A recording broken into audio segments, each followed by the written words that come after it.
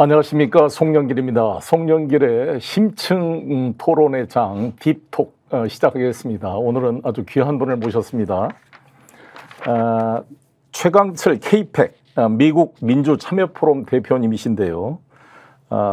이분은 오클라호마 주립대에서 MBA를 하시고 미국에서 지금 건실하게 사업을 하고 계시는데 캘리포니아에서 사업을 하고 계십니다. 그런데 사업을 하시면서 K-PAC이라고 미국 민주참여포럼을 만들어서 1000여 명의 우리 재미동포들과 함께 조직을 해서 8년째 디아스포라 평화 공공외교를 펼치고 있습니다. 제가 국회 외교통일위원장과 민주당 대표 시절 2번 미국을 방문했는데 그때마다 미국의 주요 정치인들을 다 연결해 주시고 큰 역할을 해 주셔서 대단히 고맙게 생각하고 있고, 특히 최근에 한반도 평화법안 관련해서 열심히 노력을 하고 계신데 오늘 엊그제 미국에서 돌아오셔서 오늘 이렇게 제가 모셨습니다. 특별히 미국 대선이 지금 D-19 아주 지금 이제 곧 다가오는 상황이고, 미국 대통령 선거는 저희 한반도에 너무나 큰 중요한 영향을 미치기 때문에 할 이야기가 많습니다. 그래서 오늘 1부, 다음 주 목요일 날 2부에 또 최강철 대표를 모시고 심층 토론을 해보도록 하겠습니다. 최강철 대표를 소개합니다. 반갑습니다. 네, 안녕하십니까. 반갑습니다. 네, 감사합니다. 시간 내주셔서. 본격적 토론에 앞서 아시다시피 오늘 서울중앙지검이 김건희 씨의 도이치모터스 주가 조작 혐의에 대해서 무혐의 처분을 내렸습니다. 혹시나 했으나 역시나였습니다. 대한민국 검찰이 김건희 씨의 개인 로펌으로 전락한 것 같습니다. 이에 대해서 저희 소나무당은 강력한 규탄 성명을 냈고, 이에 대해서 민주당과 조국혁신당이 특검을 다시 발의한다 그러는데, 특검 발의는 발의대로 하더라도 당장 이 무혐의 처분은 심각한 직권남용과 직무유기이기 때문에 심우정 총장과 이창수 서울중앙지검장, 최재훈 반부패 수사 2부장 이 세 분을 헌법 제7조 1항 위반으로 탄핵 소추해야 된다는 것을 강력히 주장하고 있고, 저는 이를 널리 알리기 위해서 내일 아침 9시부터 서울중앙지검에서 하루 동안 농성을 할 계획입니다. 내일이 또 서울중앙지검 국정감사가 있는 날입니다. 바로 그 전날 이런 처분을 했다는 게 참 이해할 수 없는데 국민 여러분 함께해 주시길 바라겠고요. 내일 제가 실방송을 하면서 이 김건희 씨 주가 조작 무혐의 처분에 대해서는 말씀을 나누도록 하고, 오늘은 다가오는 미국 대통령 선거에 대해서 집중적으로 분석을 해보고 이에 대한 우리의 대응 방안, 그리고 최근에 격화되고 있는 남북 간의 군사적 긴장 문제를 미국 대선과 관련해서 어떻게 완화시켜낼 것인가, 어떻게 우리 대한민국의 평화와 국익을 지켜낼 것인가를 모색해보는 시간을 갖도록 하겠습니다. 그러면 잠깐 우리 최강철 대표님 인사 말씀을 듣고 미국 대선 지도를 띄워놓고 지금 상황을 한번 보도록 하겠습니다. 네, 반갑습니다. 우리 송 대표님 고생 많으시고요. 네, 또 이렇게 좋은 기회를 주셔서 감사의 말씀을 전합니다.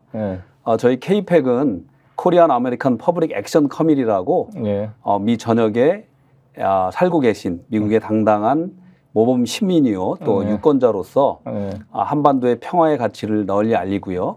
또 한편으로 한인 정치력 향상을 위해서 초당적으로 일하는 그러한 시민 유권자 단체라고 할 수 있고요. 지금 말씀하신 대로 한 8년 정도 됐는데, 저희가 가장 포커싱 하는 거는 한반도 평화가 풍전등화의 위기에 있지 않습니까? 그리고 저희 분단 상황에서 오는 수많은 질곡 또 고통, 이것을 해결하는 것들이 중요한데, 마침 미국이 한반도 문제에 안타깝게도 핵심 당사국이 돼 있습니다.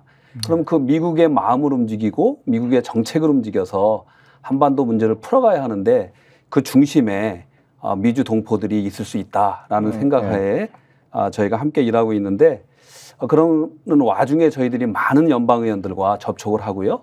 또 많은 미국 주류 사회하고 접촉을 하고 있기 때문에 현 대선에 대해서 많은 관심이 있으실 텐데 그 대선은 대선대로 분석을 하고, 또 대선 결과에 따라서 후보별로 한반도의 어떤 그 이 파장이나 또 어떠한 정책들을 끌어갈 건가라는 것들을 예. 오늘 우리 송영길 대표님하고 존경하는 송영길 대표님 같이 이야기 나눠보도록 하겠습니다. 네, 너무 감사합니다. 그럼 먼저 지도를 좀 보겠습니다. 우리 시청자 여러분 이제 많이 아실 텐데 미국 대통령 선거는 전체 국민들 3억이 넘는 이 미국 시민들이 다 투표해서 결정하는 게 아닙니다. 주마다 투표를 해서 그 주에서 이긴 사람이 전체 그 주에 배정된 선거인단을 독식하는 구조로 되어 있어서 상당히 좀 우리하고는 좀 다릅니다. 그래서 포퓰러 보트는 전체 국민의 투표를 말하는 것이고 일렉토럴 칼리지라고 해서 이제 선거인단 투표가 별도로 있는데 포퓰러 보트 전체 투표에서는 이기고 민주당이 항상 선거인단 투표에 지는 경우가 있었습니다. 엘고가 그렇게 해서 이겼지만 졌고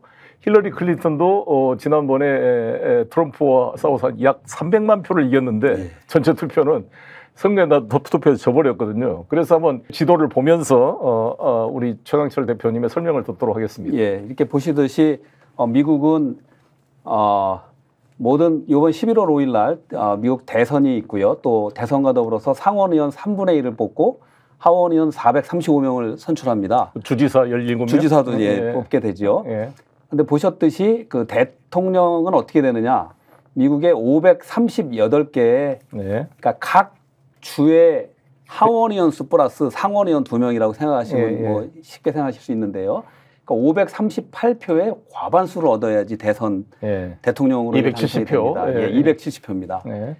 그런데 이제 지금 송 대표님 말씀하셨듯이 이미 미국은 각 주별로 그 성향이 좀 뚜렷하게 드러나 있어요. 그래서 예를 들면 캘리포니아주라든가 뉴욕주 같은 경우는 민주당의 뭐 초강세고요. 또 나머지 미 중부 지역이라든가 또 대표적인 텍사스라든가 플로리다 같은 경우는 대체적으로 그러니까 공화당에 이제 거의 이렇게 쏠려 있는 형편입니다. 그래서 미국은 그러니까 위너 테이크스 올이라 그래서 그 선거 거기서 다수를 차지하는 사람들이 그 선거인단을 다 차지하기 때문에 현재 기본적으로 예상되는 해리스 부통령하고 트럼프 전 대통령의 표는 현재로서는 226대 219다. 현재 확보된 거는 이거는 이제 이미 베이스로 이제 깔려 있는 거고요. 그래서 사실 저희가 딴 건 볼 게 없이 그렇습니다. 93개 선거인단이 달려 있는 경합주 스윙 스테이트를 보는 게 이제 일반적입니다. 그래서 현재 러스트벨트로 알려져 있는 위스콘신, 미시간, 펜실바니아가 있고요. 그리고 이제 밑에 선벨트라고 알려진 노스캐롤라이나, 조지아, 애리조나 그리고 네바다까지 이렇게 구성되어 있는데 여기에서 어떻게 승부가 갈리느냐에 따라서 이 대선의 결과가 나오겠지만 현재 모든 것들의 포커스는 실질적으로는 미시간과 펜실바니아에 지금 쏠려 있습니다. 보시면 이 시청자 여러분 지도를 보시면 좌측 아래 캘리포니아 바로 옆에 있는 게 네바다고요. 애리조나입니다. 이게 선벨트라고 합니다. 서부 쪽 선벨트고 우측에 보시면 플로리다 바로 위쪽에 있는 조지아하고 노스캐롤라이나 이게 이제 동부 쪽에 동남부 쪽에 있는 선벨트입니다. 이 네 개 주가 지금 소위 말하는 스윙보트 블루로 갈 거냐 레드로 갈 거냐 지금 스윙보트가 있고요. 그 이제 5대5 주변을 보면 여기를 러스트벨트라 그러는데요. 왜 러스트벨트냐? 디트로이트 같은 자동차 산업이 빠져가지고 녹슨 벨트가 됐다 그래서 러스트벨트인데 바로 좌측에 10명의 선거인단은 위스콘신이 있고 바로 5대5 옆에 미시간이 있고요. 우측에 이제 펜실버니아가 있는데 펜실버니아가 19개 석으로 제일 많습니다. 필라델피아가 저기 펜실버니아 수도인데 필라델피아가 저희 인천시와 자매도시여서 제가 인천시장 때 방문해서 만나본 적도 있는데 필라델피아에 우리 한인들이 많이 살고 또 조지아 아틀란타 이쪽에도 한인들이 많이 살죠. 그 한인들의 영향력에 대해서 한번 설명해 주시죠. 얼마 전에 미국의 그 폴리티코에서 중요한 또 그 기사가 하나 나왔습니다. 한인들 관련해서 조지아의 한인 투표 표심이 굉장히 중요한 시점이다. 보통 이제 우리 미국에 260만 명의 미국 동포들이 있습니다. 재미동포가. 재미동포가. 그 중에서 140만 정도가 이제 등록돼서 선거에 참여하는 투표권이 있는 우리 투표권자로 보고 있는데요. 조지아 같은 경우가 대표적으로 한인 기업들이 굉장히 많이 진출하면서 거기에 한인의 인구도 늘고 유권자들도 많이 늘어났습니다. 그런데 조지아주가 지난 대선에서 12,000표 차이로 바이든 대통령이 이기면서 트럼프 대통령이 거기 이제 그 선거 불복 문제가 나왔던 대표적인 주거든요. 12,000표라는 거는 한인표가 제가 볼 때 한 10몇만 표 정도 된다고 보는데. 대단하네요. 그런데 굉장히 중요하게 된 거죠. 지금 말씀하셨듯이 아틀란타 조지아뿐만이 아니라 필라델피아, 펜실바니아 핵심적인 데죠. 그리고 미시간에도 디트로이트 지역에 많은 한인들이 살고 있어요. 그래서 저는 말씀드리고 싶은 게 지금 이 미 대선이 우리가 결과가 누가 될 거냐가 중요한 게 아니라 지금 이 기회가 우리 한인 정치력을 굉장히 향상시키고 우리의 가치들을 높게, 밸류를 높게 만들 수 있는 기회다 이렇게 말씀드립니다. 근데 그동안 재미동포들이 사실 민주당 바이든을 많이 지지했잖아요. 근데 최근에는 트럼프 지지 성향이 늘어나고 있다는데 왜 그렇습니까? 굉장히 중요한 말씀인데요. 지금 한편으로는 그 미국 다른 일반적인 그 어떤 평가와 같이 경제 부분에 있어서는 또 이민자 문제 그리고 또 그러니까 인플레이션 그리고 이민자 그리고 국경 문제 이런 문제에 대해서는 사실 트럼프가 훨씬 더 많은 점수를 갖고 있는데 물론 한인도 성향이 보수 성향도 있을 수 있고 진보 성향들이 있을 수 있잖아요. 근데 대체적으로는 한인들은 그래도 이제 이민자 정책에 있어서 좀 더 페이버를 갖고 있는 이제 민주당에 많이 투표를 한 편이었어요. 그렇죠. 좀 이제 보수적이거나 또는 복음주의적인 그 크리스찬 같은 경우는 그 낙태 문제라든가 여러 가지 그런 이슈들 때문에 이제 트럼프를 찍었었는데 약간 경제적인 이슈들도 있고요. 또 하나는 한반도 문제에 있어서 그 해리스 부통령께서 바이든 대통령과의 어떤 차별점이 있느냐. 존재감이 없었죠, 사실. 그리고 특별히. 이제 이번에 수락연설에서도 그랬고요. 그 해리스 부통령께서 말씀하신 것들이 그러니까 한반도 문제를 해결하겠다는 즉각적인 외교적인 그 이 해법에 대한 논의들이 전혀 없어서 거기에 대한 우려들이 이제 표출되고 있는 것 같습니다. 그래서 지금 사실 트럼프 대통령이 당선됐을 때 우리 한반도에 여러 가지 미친 영향이 양면이 다 있을 거로 봅니다. 당장 우리 방위비 협상에서 한 지금 1억 달러 정도 내고 있는데 아니 10억 달러 정도 내고 있죠. 10억 달러, 10억 한 1조 5천원. 1조 5천원, 10억 달러 좀 넘죠. 이 정도 내고 있는데 이거를 100억 달러 내놔라. 지난번에 50억 달러 그러다가 당장 이 문제와 주한미군 뭐 감축 이런 문제가 나온 것 같고요. 그다음에 관세 같은 게 상당히 우리한테 불리한 면이 있는데 긍정적인 면은 북미 간의 대화를 통해 한반도 긴장을 완화시키고 뭔가 지금 우크라이나 전쟁을 당장 뭐 자기가 당선되면 하루 만에 끝내겠다 그러는데 몇 개 영상을 보면서 같이 대화를 나눠보겠습니다. 첫 번째 영상 보겠습니다. 트럼프 대통령이 이 젤렌스키가 큰 세즈맨이다 사실. 왜냐하면 자기가 살아준 중에 우리나라 지금 미국에 올 때마다 돈을 받아간다 이거죠. 거의 600억 달러를 가져간다. 이게 과장된 숫자겠습니다만 80조를. 그래서 지금 미국이 더 이상 존경받지 못하고 있다. 그래서 자기가 좀 뭔가 마가를 해보겠다. 다시 위대하게 만들겠다. 크루크도 조 바이든, 그냥 짜증나는 조 바이든 밑에서 지금 세계가 불바다로 빠지고 국경이 무너지고 인플레이션이 올라가고 있다. 유럽은 혼란에 빠지고 있고 중앙아시아는 이제 폭발하고 있다. 이란은 지금 과감해지고 있고 차이나는 행진을 하고 있고 그래서 다 지금 미국을 무시하고 있다는 거죠. 가장 무능한 조 바이든 이 나라를 끌고 있기 때문에 이 나라가 3차 세계적으로 끌고 가고 있다. 이렇게 지금 지적을 하고 있습니다.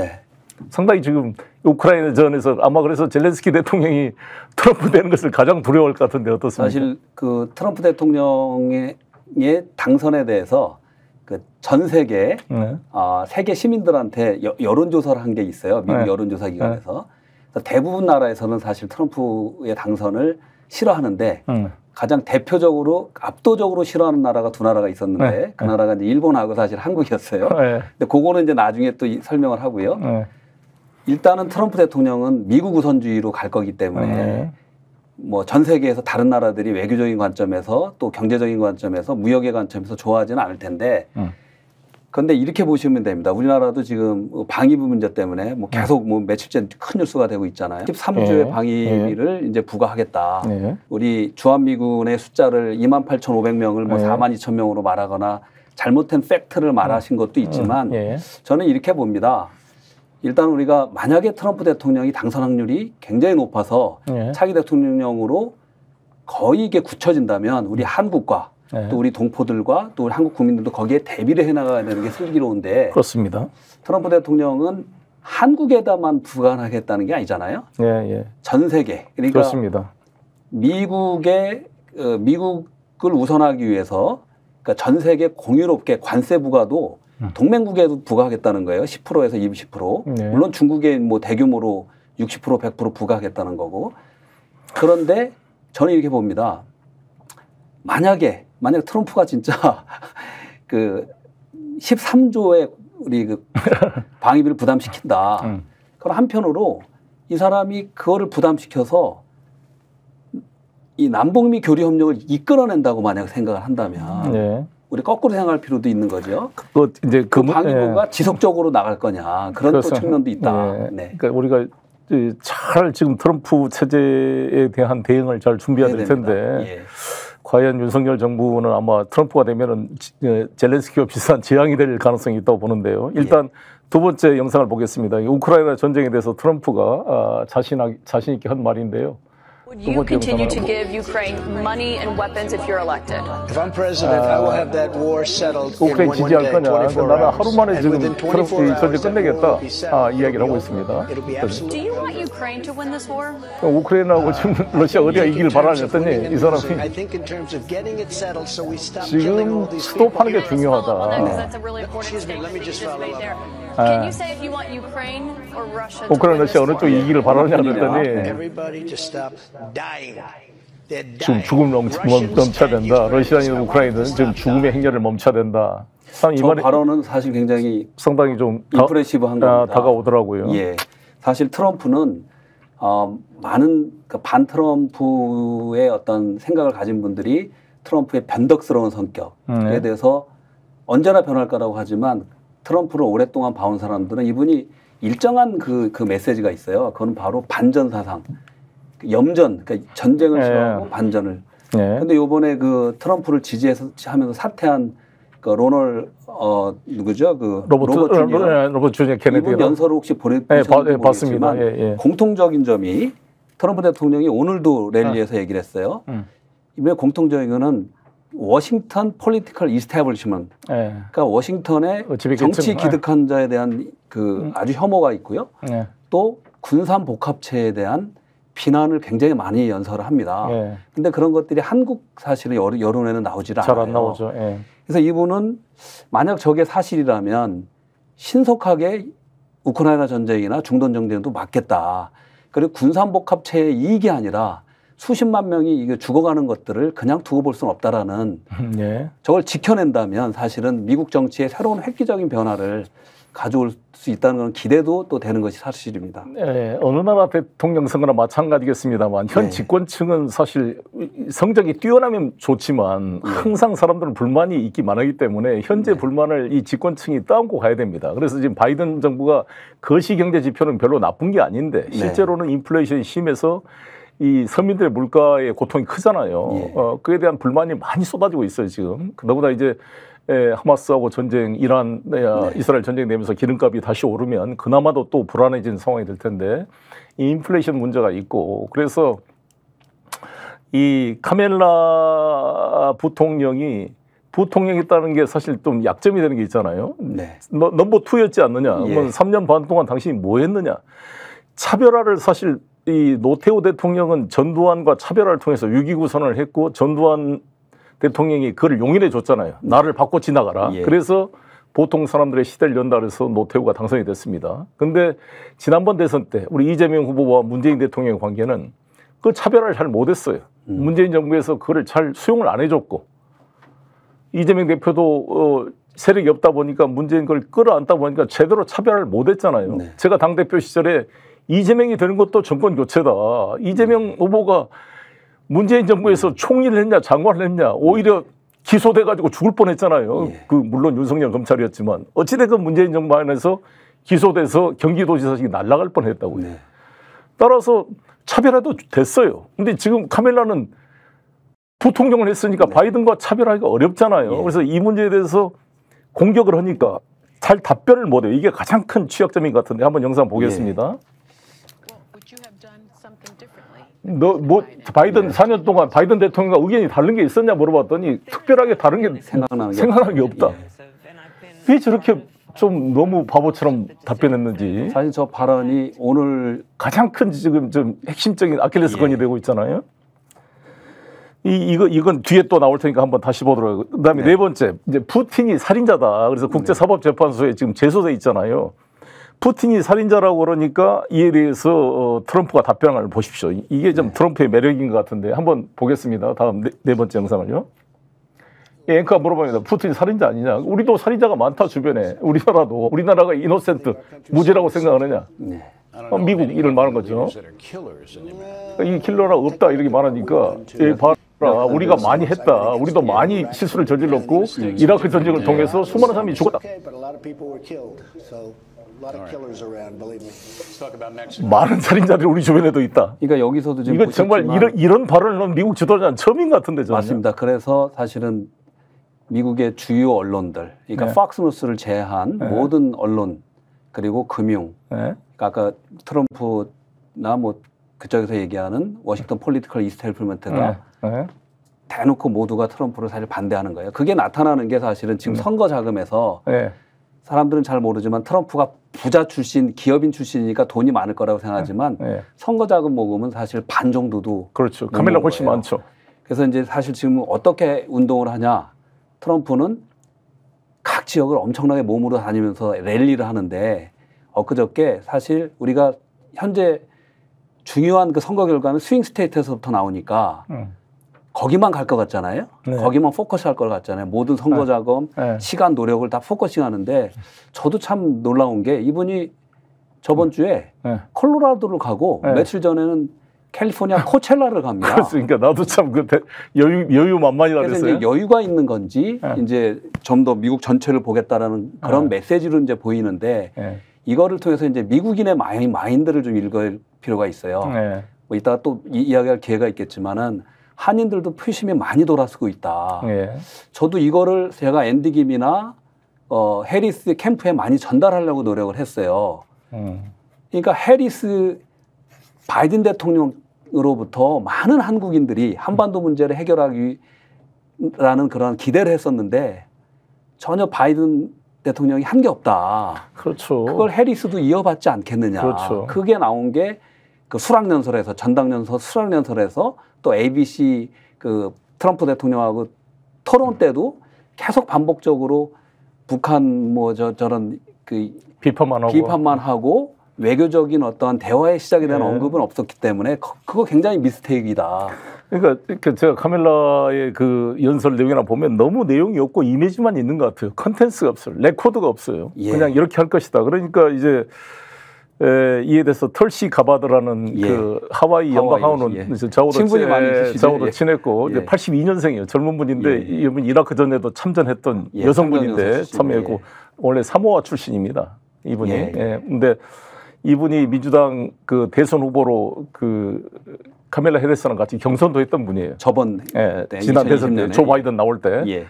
근데 최근에 작년인가요? 탈당을 해가지고 지금 인디펜던트 무소속으로 있으면서 트럼프를 지지하고 있는데 지지한 이유에 대한 영상을 잠깐 보겠습니다. 우리 털씨가 받아가요. 이 카밀라한테 투표하는 것은 딕 체니하고 투표한 거 똑같다 이런 이야기를 합니다. 그러니까 자기 이제 무소속하고 옛날에 민주당 동료들에 대해서 이야기를 하는데요. 딕 체니가 이 선택을 명확하게 해줬다는 거죠. 카밀라 해리스가 카밀라한테 투표하는 건 딕 체니한테 투표가 똑같다. 딕 체니가 누구냐? 지금 중동정 이라크전을 준비한 사람이 딕 체니잖아요.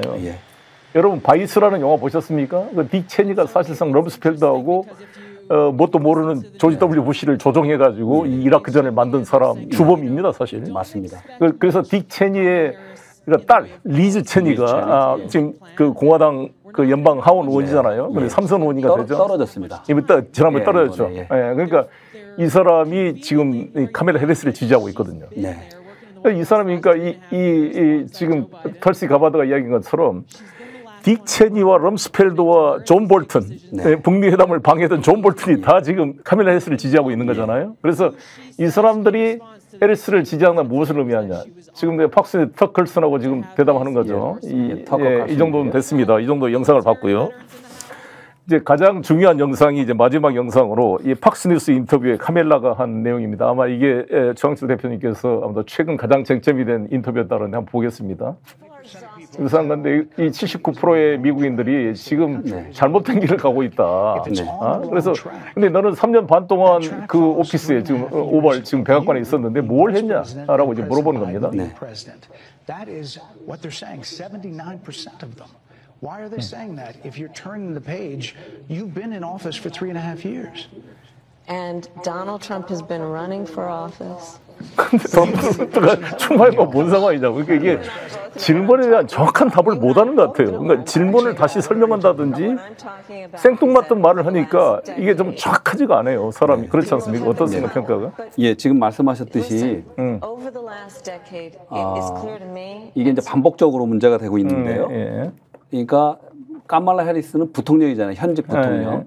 그런데 바이든 대통령 임기 동안에 적어도 일주일에 한 번씩은 대통령을 봤었다는 거예요. 네. 그러면 지금 이 바이든 대통령이 그 물러나게 된 계기가 뭐냐면 치매와 그 이 인지력 저하인데 그렇죠. 옆에서 그걸 몰랐냐는 그걸 놔뒀다가 그걸 정치적으로 이용한 게 아니냐라는 질문이 하나 있는 거고요. 네. 또 하나는 수많은 바이든 대통령이 어쨌든 실패로 됐던 정책에 옆에 있었던 주인공 아니냐. 네. 그게 대표적인 게 이제 국경 문제 그 정책이 되는 거예요. 국경 정책에서는 짜르로 임명이 됐거든요. 네. 책임자로. 네. 근데 사실은 그 책임자로 임명되고 나서도 3개월 동안 남미를 한 번도 방문을 안 했어요. 그러니까 현장을 안 가봤대요. 안 가서 그 중요한 인터뷰에서 그 앵커가 왜 안 가냐 그랬더니 크게 이제 헛웃음을 웃으시면서 나 유럽도 안 가봤어요.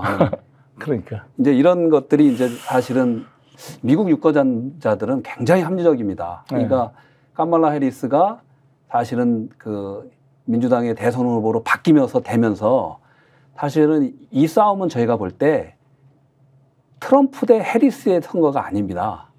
이건 트럼프와 반 트럼프의 어떻게 싸움으로 보이는 거예요. 그래서 이제 해리스 대통령이 미국을 이끌어갈 수 있는 진정한 리더십과 강인함이 있느냐, 또 그러한 지혜와 전략이 있느냐에 대한 그러니까 지속적인 질문들을 이제 언론으로부터 받고 있는 거고요. 그 속에서 이제 지지율은 거의 박빙으로 바뀌었다. 그런 상황으로 온 것 같습니다. 그리고 또 하나는 우리 그 대표님도 그 일론 머스크 굉장히 좋아하시잖아요. 저는 얼마 전에 이제 펜실바니아에서 트럼프 대통령 캠페인을 할 때 일론 머스크가 합류해서 연설한 적이 있는데 짧은 연설이었지만 만세를 부르면서 이렇게 점프하는 그런 사진이 기억나실 거예요. 그때 일론 머스크가 한 말이 미국의 경제와 제도 개혁뿐만이 아니라 민주주의를 위해서도 트럼프가 꼭 당선이 돼야 된다는 말을 했습니다. 그거 어떻게 우리 송 대표님 보시는지 그 말의 의미에 대해서. 그러니까 이게 민주주의라는 게 이 모든 권력은 남용될 수밖에 없거든요. 그러니까 우리 문재인 정부 때 우리는 뭐 집권당이었으니까 별 문제 의식을 못 느꼈겠지만 그때 이 문재인 정부를 사기를 쳐가지고 적폐청산이나 미명하에 수많은 사람을 잡아들이고 5명이 자살하게 만들었던 세력이 바로 윤석열 이 정치검찰 세력이었거든요. 그때 변희재 대표도 그때 구속된 거잖아요.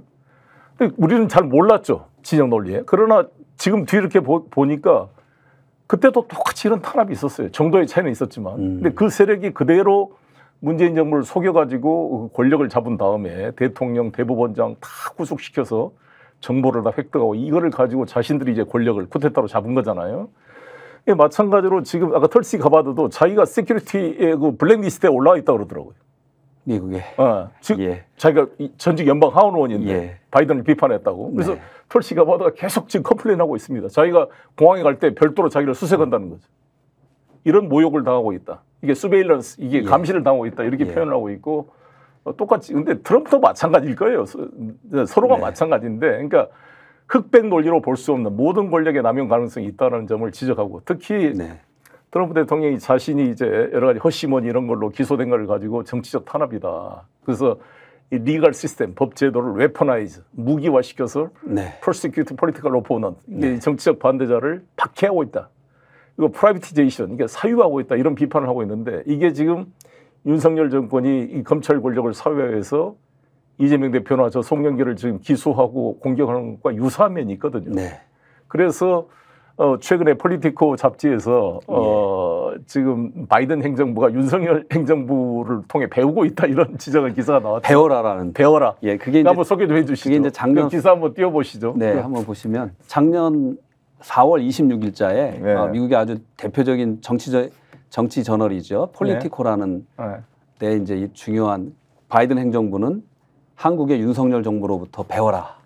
라는 게 이제 검찰권을 이용해서 정적을 치는 그런 내용이에요. 참 슬픈 내용인데. 그래서 제가 알기는 그 지난 7월 13일 날 트럼프 대통령이 그 피격을 당했을 때 우리 한국의 뭐 이재명 대표부터 전 세계 지도자들이 그 안전과 우리 건강과 안전을 기원한다라는 메시지를 바로 보냈는데 한국의 윤석열 우리 정부에서는 그 메시지가 굉장히 늦게 나온 걸로 알고 있거든요. 7시간 이후에. 나는 그런 것들이 사실 윤석열 대통령이 작년 4월 26일 폴리티코 기사가 나온 이후에 그 말에 이제 국빈 방문을 합니다, 미국에. 저도 뭐 그 윤석열 대통령 의회 연설할 때 저도 그 자리에 있었어요. 브래드 셔먼 의원이 초대를 해서 저도 그 연설을 들었는데 그때 이제 우리 뭐 아메리칸 파이 뭐 이것도 하시고 노래도 부르시고 했잖아요. 근데 그때 아마 그런 것들을 바이든 행정부랑 많이 나눴지 않느냐라는 의심이 있는 거예요. 근데 그 이후로 어쨌든 간에 트럼프 대통령은 미국 역사상 사실 이것도 좀 저는 처음이라고 보는데 90몇 개에 대한 기소를 당하잖아요. 그래서 또 하나는 아까 말씀하신 뉴욕주에서 허시머니 트라이얼. 그게 한 8, 9년 전의 일을 다시 끄집어내서 34개의 항목으로 이제 어떤 여성하고 이제 그 성추문 그 입막음 돈. 스톰이라고 해서. 데니얼 스톰이. 스톰이 폭풍이라서 스톰이랬다 이런 말이 있었죠. 근데 그랬듯이 미국 정치 역사에서 검찰권을 이용해서 정치인을 이렇게 어떤 재단하고 그런 건 없었는데 이것이 굉장히 과도하기 때문에 트럼프 대통령은 모든 랠리에서 기회날 때마다 이 사법부, 이 법무부와 검찰이 이 권력을 웨퍼나이즈하고 있다. 라는 비판을 엄청나게 강하게 하고 있고 자기 집권하면 개혁하겠다. 없애버리겠다. 그 부처 자체를. 그 정도로 이 증오감이 있는데 만약에 한국의 윤석열 검찰 정권에서 그런 조언을 줬다. 이런 기사들이 트럼프 대통령이 알게 되면 어떻게 될까요? 아마 트럼프 대통령이 만약에 그 당선이 된다면 이 이슈가 한미 관계에 굉장히 큰 중요한 이슈가 되지 않을까 이렇게 좀 우려스러운 부분이 또 있습니다. 네, 우리나라 입장에서는 한미 관계가 매우 중요합니다. 특히 그 윤석열 대통령 한미 동맹 강화를 입버릇처럼 이렇게 떠들고 다닌 분인데. 아니, 한미동맹 우리가 보수든 집어든 중요하게 생각하지 않는 사람이 있습니까? 저 같은 사람도 한미 FTA를 제가 가장 강력히 추진했던 특위위원장이었습니다. 알고 계시죠? 그런 사람인데 자기가 마치 한미 관계를 독점하고 이전에는 한미 관계가 뭐 파탄났다 이렇게 과장을 하고 있는데 우리가 이해할 수 없었던 것은 그때 낸시 펠로시 미 하원 의장 넘버 2 아닙니까? 한국을 방문하셨죠. 한국을 방문할 때 휴가라고 안 만났잖아요. 참 안타깝습니다. 노무현 대통령이 워싱턴 갔을 때 이 낸시 펠로시를 만나려고요 1시간인가 기다렸습니다. 그 대기를. 그런 사람을 한미동맹을 강조한 분이 자기 휴가라고 안 만나고 황당한 일 아닙니까 이거? 그것도 그렇지. 그다음에 에릭 트럼프 그 주니어 트럼프가 여기 한국을 방문했는데 만날 걸로 교섭됐는데 안 만나겠고 뭐 안보실장을 만나라 그랬다 그래서 이게 캔슬이 됐다 그래요.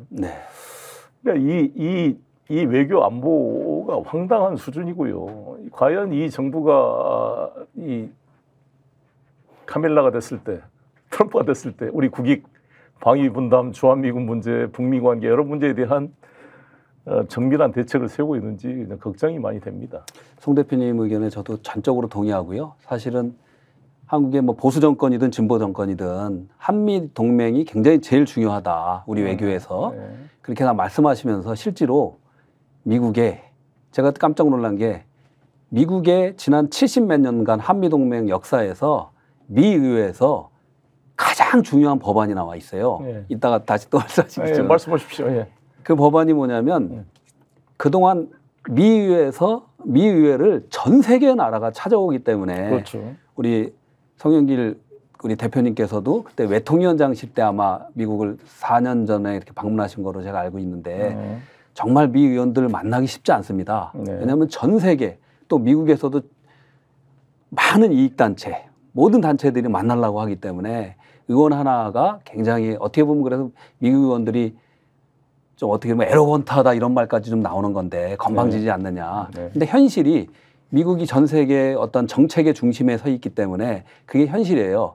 그런데 한미동맹이 그렇게 중요하다고 하면서 미 의회 역사상 어떤 법안들이 나왔을 때 많은 법안들이 나와 있는데 가장 한반도 문제의 핵심적인 법안이 나와 있어요. 그 법안에 한국전 종전선언, 평화조약, 그리고 북미 간의 연락사무소 설치해서 북한하고 상시소통을 통한 이산가족도 만나고 북한을 인도적으로 도와주고 교류하고 협력하자. 그리고 미군 유해도 성안하고 해나가자라는 혁신적인 법안이 나와 있는데 이조차도 얼마 전에 외교부 장관이 모르고 있는 거예요. 그렇죠. 그걸 김영배 의원께서 질문을 하셨더만요. 근데 그걸 모르고 있어요. 이 정도로.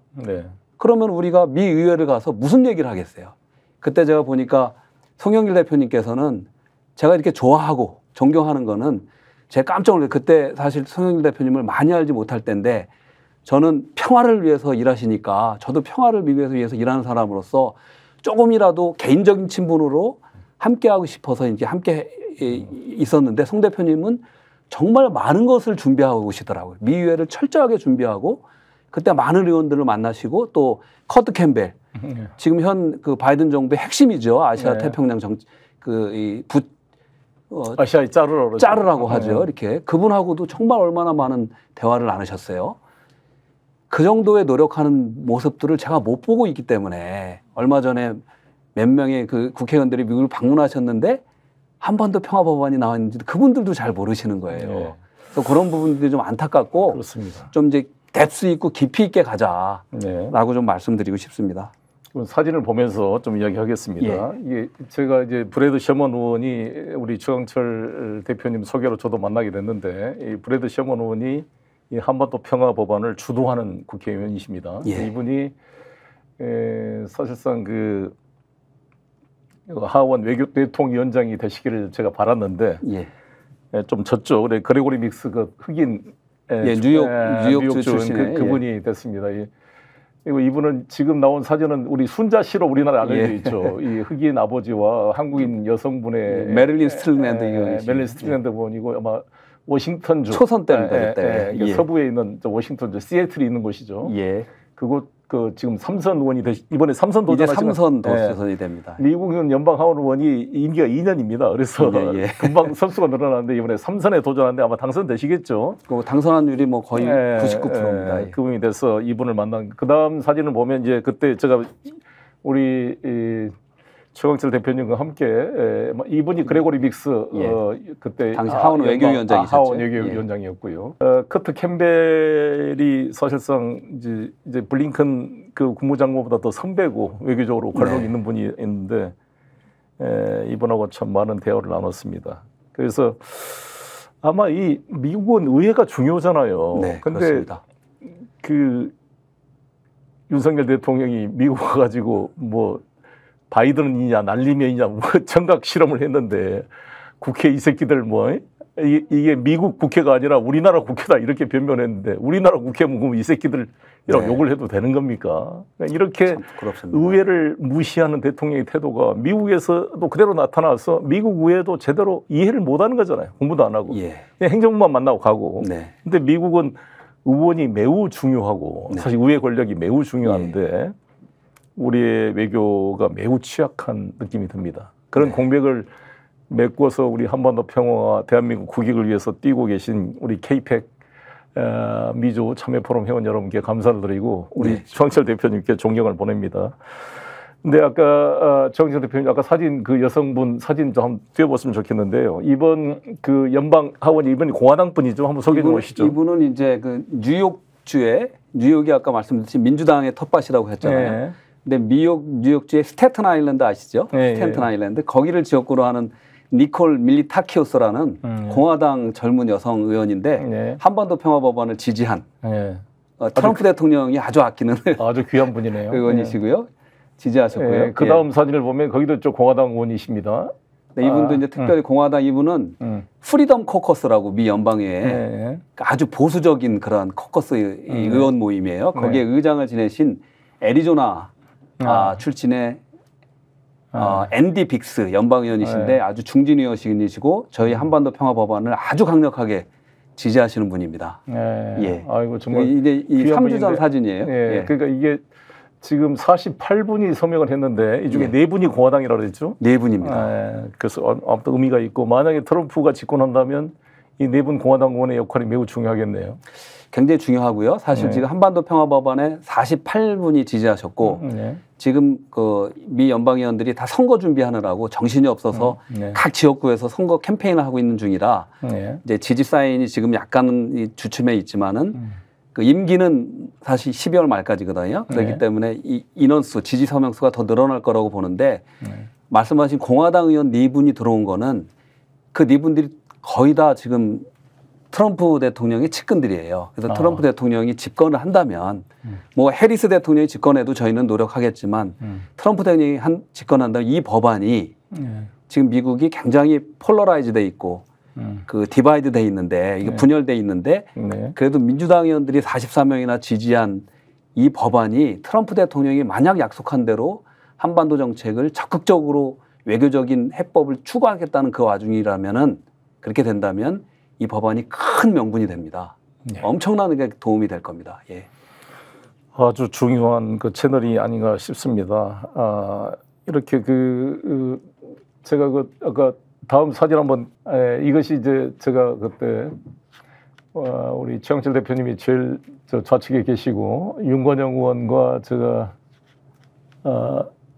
예, 송 대표님 그리고 커트 캠벨 의원과 이제 같이 김한정 의원님, 김한정 의원님하고 이게 제가 DJ 정책을 대표하는 김한정 의원님, 노무현 정책을 대표하는 윤건영 의원 두 분을 일부러 제가 외통위 위원장 시절에 모시고 와서 커트 캠벨을 만났습니다. 이 커트 캠벨이 저하고 비슷한 또래인데 저 부인이 사실 뭐 IMF 총재로 거론되기도 하고 재무부 장관으로 거론되기도 했던 분입니다. 근데 이분이 지금 아시아에 자르라 그래서 블링컨보다 더 선배로서 이제 우리 한반도, 중국, 일본 정책을 총괄하는데 최근 브래드 셔먼이 이에 대해서 좀 많은 지적도 하고 그랬다 그랬죠. 커트 캠페인 때 제가 여러 가지 남북 관계 이야기를 했는데 이게 트럼프 대통령의 싱가포르 선언을 좀 총론적으로 계승했으면 좋겠다. 강론은 좀 구체하더라도 이런 점을 제가 많이 강조해서 공감을 얻었던 것 같은데 송 대표님, 우리가 또 정권이 바뀌어버리니까 저는 그 송 대표님이 그때 그 노력들이 너무 중요하고 저는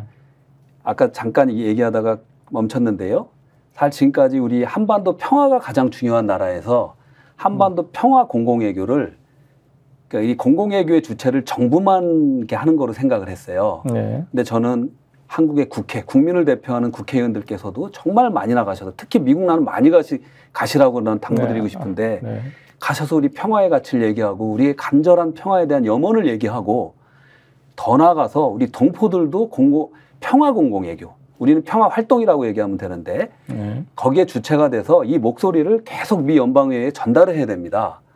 정부는 행정부에 전달하고 그런데 이런 목소리가 저희가 깨달은 거는 거의 없었어요. 그러니까 국회 차원에서도 방문해서 약간 형식적인 만남 그리고 사진 찍고 잠깐 간단한 간담회 정도 하지 이게 지속성을 가지고 그런 목소리를 내지 못했던 겁니다.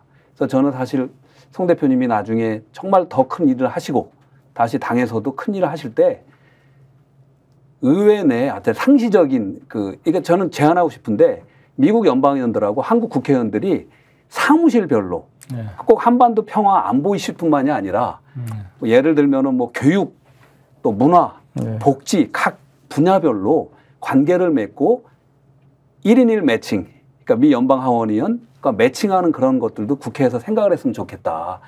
그래서 이것이 사실 그렇습니다. 저희도 한반도 평화가 급하기 때문에 이 일을 하지만 나중에는 우리가 미국과 한국의 브리지 역할을 잘하는 그게 유대인들이 한 거거든요. 그게 에이펙이고 지금 중동 전쟁의 저런 포화 속에서도 많은 비난을 받으면서도 미국 정부가 이스라엘을 도울 수밖에 없는 그런 이 배경이 되는 거거든요. 그 유대인의 힘이죠. 그게 힘입니다. 인구는 650만 분이 안 돼요. 미국에 있는 유대인들이. 그러니까 한인보다는 배는 많지만 미국에 있는 유대인이 이스라엘에 있는 유대인하고 숫자가 비슷하잖아요. 비슷한다. 이스라엘의 유대인들이 한 900만 정도 있다고 보고요. 그러니까 미국에 이제 한 700만 접촉한다고 보는데 사실 모든 힘은 미국에 있는 유대인으로부터 나오는 거예요. 그렇죠. 미주 유대인 총회를 하면은 국회가 그쪽으로 완전히 옮기는 것처럼 연방 하원의 4분의 3이 오고요. 4분의 3이 참석합니까? 예, 상하원의 4분의 3. 그리고 대권 주자들 다 옵니다. 그게 힘이죠. 힘입니다. 지금 사실 카말라 해리스도 민주당 내에서 사실은 그 이 인권과 팔레스타인의 어떤 그 이스라엘을 싫어하는 국회의원들도 꽤 있어요. 네. 소수지만. 네. 그래서 거기에서 굉장히 이게 트랩에 좀 갇혀 있는 부분도 있어요. 그렇죠. 근데 카말라 그 해리스 부통령도 이스라엘을 지지할 수밖에 없는 힘은 이스라엘의 힘이에요. 네. 그래서 제가 하나 말씀드리고 싶은데 여기에서 셔먼 의원께서 한반도 평화법안을 발의한 브레이 셔먼 의원께서 아까 말씀하신 딕 체니를 엄청나게 비난합니다. 네. 그 럼스펠더나 딕 체니 때문에 뭐 북한을 그때 뭐 선제 폭격해야 된다 이런 말도 하지 말아라. 네. 그래서 지금 말씀하신 며칠 한 2주 전에 미 하원에서 청문회가 있었는데 그 커트 캠벨 그 바이든 대통령 아시아 태평양대를 앉혀놓고 네. 미국의 외교 정책, 한반도 외교 정책은 그동안 다 실패다. 네. 왜 이 실패한 정책을 계속하느냐? 이제는 바꿔야 된다. 네. 우리가 선제적으로 미국에서 종전을 선언하고 평화조약을 맺을 거라고 선제적인 선언을 해라라고 말을 하래요. 네. 그 정도로 이제는 이게 한반도 평화법안의 목소리가 커져나가고 있는데 그래서 그의 연장선상에서 지금 큰 뉴스가 됐지만 미국의 지금 민주당하고 공화당의 정강 정책에서 북한의 비핵화 우선 CVID를 무조건 밀어붙이는 게 없어졌잖아요. 네. 이건 뭐를 의미하냐면 이제 실현 가능한 현실적인 그러니까 스냅백을 전제로 한 대북 정책을 해나가겠다는 그런 사인이라고 보시면 됩니다. 거기에 이 법안이 굉장히 중요한 역할을 하고 저는 윤석열 정부도 여기에 빼지 말고 모른 채 하지 말고 같이 인발부해서 그 법안을 지지해 줘야 된다고 저는 봐요. 그리고 함께 그러면 그거를 모토로 삼아서라도 그러니까 지렛대로 삼아서라도 지금까지 못해왔던 거를 전향적으로 생각해서 대화를 시작하는 그런 계기를 삼았으면 좋겠다는 말씀을 좀 드립니다. 네. 여기서 최강철 대표님이 말씀하셨던 CVID 아시는 분도 계시겠습니다만 시청자분들께 설명드리면 이 북한 핵 문제를 다루는 데 있어서요. 그동안 미국이 원칙이 CVID, completely, 완전하게 V는 verifiable, 검증 가능하게 I는 irreversible, 돌이킬 수 없도록 D는 dismantle, 뉴클레어 퍼실리티를 디뉴클라이제이션 완전히 비핵화를 시켜라, 완전히 해체시켜라. 그게 이제 CVID인데요. 스냅백이라는 것은 이제 조건을 했다가 만약 안 지키면 다시 원상 회복시킬 수 있는 그런 걸로 좀 탄력 있게 협상을 해보자 이런 취지입니다. 시간이 이제 좀 마무리할 시간이 돼가는데요. 정말 그 할 얘기가 매우 많습니다. 벌써 시간이 일단 우리 그 재미 동포들 지금 연방 하원의원이 현재 4분, 5분인가요? 한국계 코리안 아메리칸 지금 4분이 계시죠. 4분 있죠. 여성분이 3분, 남성분이 앤디 김 1분이 있고 이분들이 다 이번에 3선 도전하시고 한 분은 상원 앤디 김은 상원 도전하시는데 아마 그동안 우리나라 코리안 아메리칸 중에 연방 하원의원이 된 사람이 김창준 의원이 한 분 있었잖아요. 근데 그분은 공화당이었습니다. 공화당으로 3선인가 하시다가 그만두셨죠. 근데 이제 민주당으로 최초로 연방 하원이 되신 분이 앤디 김이었고 3선을 마치고 이번에 우리나라 재미동포 역사상 최초로 상원 의원에 지금 도전하고 있죠. 뉴저지주에서. 그렇습니다. 이제 그분 이야기를 잠깐 해보고 나머지는 2부에서 이야기를 하겠습니다. 우선 앤디 김 사진 한번 좀 띄워주셔 보겠습니까? 앤디 김, 이분이 앤디 김인데 82년생이시고요. 뉴저지에서 지금 3선을 하시고 이번에 연방 상원의원에 도전합니다. 연방 상원의원은 사실 그 주 인구에 상관없이 50개 주에 2명씩 배정돼서 100명으로 구성되는데 임기가 6년입니다. 그러니까 연방 하원을 비해서 임기가 3배가 많습니다. 그래서 하나의 대통령과 같습니다. 상원의원이 된다는 것은. 맞습니다. 상원의원이 되면 일단 대선에 도전할 수 있는 위치에 서게 되는 거죠. 오바마 의원도 일리노이주에서 초선 연방 상원의원 하시고 바로 대통령에 도전해서 당선이 됐잖아요. 근데 앤디 김은 우리 최강철 대표님 소개해서 저도 몇 번 만났습니다만 참 훌륭한 분이고 이분이 이제 오바마 정부와 바이든 정부에서 국무성에서도 큰 역할을 하셨고 또 3선 의원 하시고 이번에 저 뉴저지주가 그 메넨데스라고 그 쿠바 출신 이민 메넨데스가 연방 3선 의원하다가 이번에 스캔들이 있어서 그만둬서 거기에 그 주지사 부인과 경선해서 머피 주지사의 부인과 경선해서 이번에 당당히 민주당 후보로 노미니가 됐고 지명이 됐고 이번에 거의 승리가 확실시 되죠. 뉴저지주는 뉴욕하고 같이 민주당이 뭐 강세 지역이니까. 근데 최근에 뭐 에피소드가 있었던데 한번 좀 앤디 김에 대해서 얘기 좀 해주시죠. 예, 오늘 아침에 아마 기사가 있는지 모르겠는데 조선일보의 김은중 특파원께서 쓰신 것 같은데 아주 정확하게 잘 쓰셨어요. 뭐냐면 앤디 김 의원이 이제 어제 그제 15일 날 현지 시간으로 공화당 후보랑 상원 후보랑 이제 이 TV 이 토론이 있었는데 저 넥타이를 보시면 저기 다시 한번 보내주시면 인공기 색깔 넥타이를 갖고 상대방 후보 측에서 대의원 한 명이 왜 북한 인공기 색깔을 그걸 달고 나왔느냐 하면서 색깔론을 펼친 거예요. 전혀 그렇지도 않는데. 그래서 이제 앤디 김이 이제 사실 격분을 했죠. 그러면서 이런 앤디 김은 이제 이게 아시아인의 혐오다라고 했지만 사실 그 색깔론에 대한 강한 이거를 이야기하고 그런데 이제 저기는 없지만 이제 에피소드가 하나 있습니다. 저도 이거는 얘기 드리고 싶은 게 사실 지난 몇 달 전부터 또 미국에도 물론 진보적인 세력도 있고 보수적인 분들도 다 있는데 좀 극보수라는 분들 한국말로 하면 태극기라고 하시잖아요. 그분들이 앤디 김의 사실 부친을 찾아가서 앤디 김이 한반도 평화법안의 강력한 지지자입니다. 그렇죠. 근데 그 법안의 지지를 철회하라 라고 3번이나 찾아가서 앤디 김 아버지한테 그걸 철회하면은 우리가 너의 캠페인에 후원을 엄청나게 하겠다. 그 단체가 정광훈 목사랑 관련이 있어요? 관련이 있다고 저희가 듣고 있습니다. 그래서 저희도 이제 조사 중이고요. 그래서 제가 3주 전에 앤디랑 만났을 때, 앤디 김 의원하고 만났을 때 저는 앤디 김 의원한테 만난 주목적은 해리스 캠페인에 전하라. 지금 해리스 후보께서 한반도 평화 문제에 있어서 아무런 어떤 대책이 없고 바이든과 비슷할 거라는, 그리고 더 나아가서 그 북측을 비난만 하고 있기 때문에 거기에 대한 실망이 민주평화 세력 이쪽 코리안 아메리칸 유권자들한테 크게 실망이 돼서 지금 트럼프를 찍겠다는 사람들이 너무 많다. 그렇죠. 빨리 전해라. 그래서 깜짝 놀라고 그걸 아마 전했던 것 같아요. 그래서 아마 그 바이든 대통령하고 해리스 부통령이 추석 메시지를 냈어요. 한인들을 위해서. 그래서 아마 그런 메시지들이 들어가서 했는데 아직까지 한반도 정책에 대한 그 전향적인 메시지는 아직 안 나와서 안타까운데 그때 이제 제가 앤디한테 넌지시 물어봤어요. 혹시 이런 일이 있었는데 괜찮냐 그랬더니 깜짝 놀라면서 몰랐다. 굉장히 그게 무슨 말이나 되는 소리냐. 근데 그 아버님께서 앤디 김 의원이 우려할까 봐 혼자만 끙끙 앓으셨던 것 같아요. 그래서 이제 앤디 김께서 이제 저 기사에서 봤듯이 하나 언급을 하는데 지금 캘리포니아에서 공화당 민주당이 크게 붙는 지역이 있어요.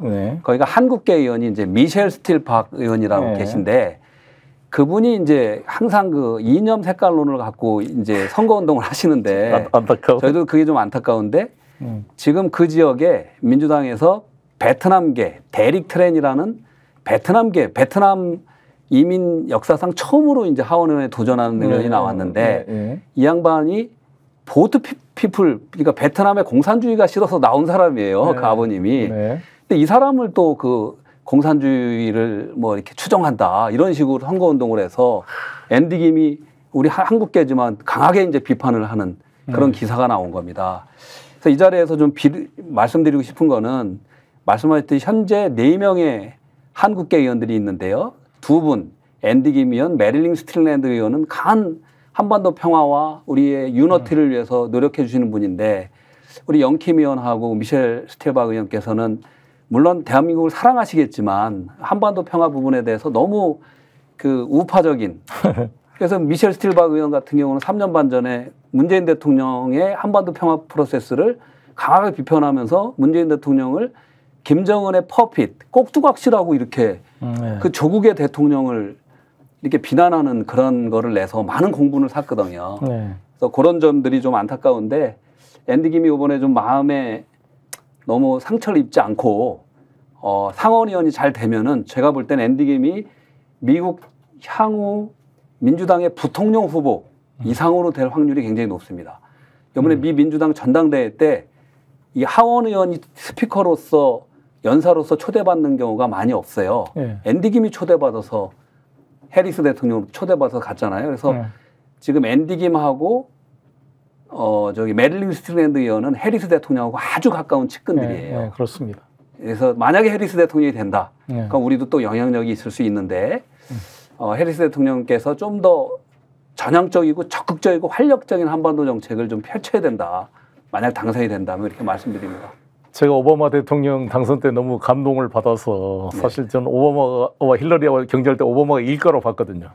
그래서 제가 그 취임식 때 갔습니다. 워싱턴 DC 캐피탈리에 가지고 그 추운데 덜덜 떨고 가서 1월 그때 전현 의원하고 둘이 같이 갔어요. 민주당 대표로. 그때 좀 환호를 보냈는데 사실 오바마 8년에 실망스러운 게 많았어요. 소위 이 한반도 문제에 대해서 스트래티직 페이션스 전략적 인내란 이유로 사실상 내팽개쳐놨잖아요. 뭐 이명박 박근혜 그 정책에 끌려다니는 거 아닙니까? 그래서 아무런 무슨 진전을 못 시켰어요. 차라리 조지 W 부시보다 못했다고요. 공화당보다는 못했어요. 사실 민주당 정권이 공화당 정권에 비해서 한반도 문제에 더 애정과 관심이 없어요. 사실상. 그래서 진짜 이번에 우리가 트럼프에 대한 지지도가 높아지고 있는 이유가 도대체 무관심하다 이거죠. 아이고 김정은 요구한 거 좋은데 어찌됐건 만나서 해결해서 트럼프 집권 내 때 긴장이 완화되고 전쟁이 없었잖아요. 어찌됐건. 남북관계도 김정은과 관계 속에서 모든 미사일 도발이 중단된 거 아닙니까? 그렇습니다. 근데 지금 뭐예요? 완전히 지금 이제 한반도 지금 긴장이 오물풍선에 난리가 났는데 마무리를 하겠는데요. 워낙 하고 싶은 얘기가 많아서 다음 주 목요일 날 우리 최강철 대표님이 그때까지 여기 계신다 그러니까 우리 네 분의 코리안 아메리칸 의원들의 그 내용도 분석을 하고 이것이 이제 향후 남북 관계가 어떻게 연결될 건지 우리 국민들이 지금 걱정하고 있습니다. 지금 오물풍선이 날라오지, 뭐 무인기가 평양에 뭐 출현했다 그러지, 그다음에 뭐 사격 뭐 개시태세를 다 김정은이 지시해가지고 지금 일촉즉발의 상황이 돼서 이게 잘못하면 큰일 나겠다라는 그런 걱정이 커지고 있고 제가 프랑스에 있었잖아요. 그래서 프랑스인들이 언론 기사를 보내주는데 계속 걱정해서 한국에 있는 자기 아이들 돌아와야 되는 거 아니냐.